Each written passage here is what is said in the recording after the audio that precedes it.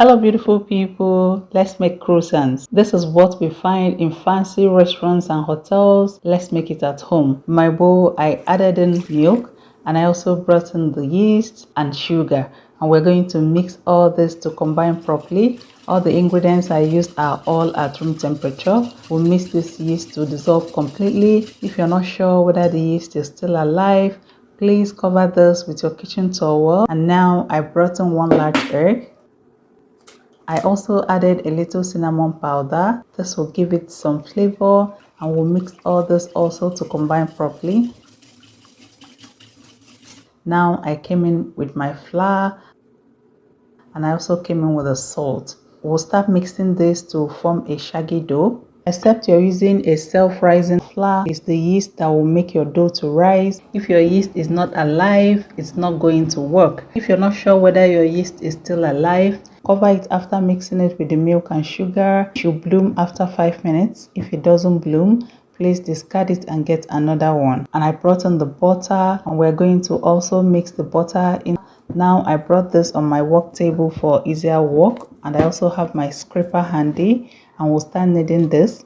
If you have the stand mixer, you can use that for this. That should take you about 7 to 8 minutes, but I always prefer kneading with my hands. It's therapeutic for me. If it gets too messy, with your scraper you clean your work table and you continue kneading.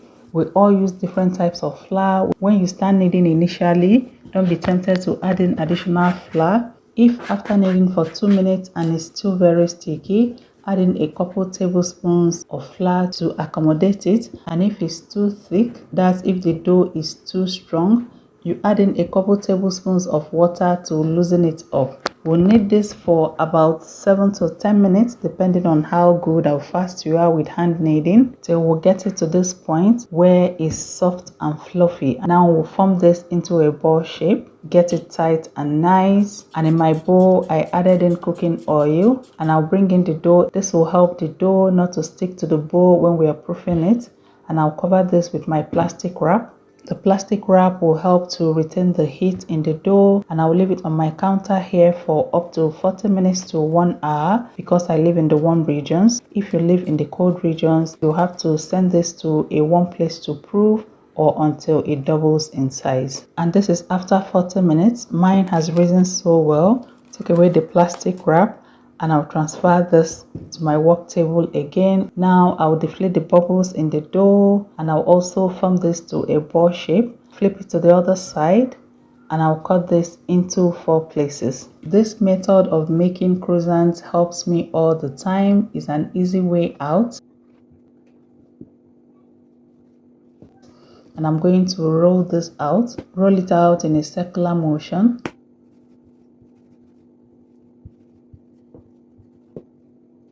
And I'll transfer this to my plate.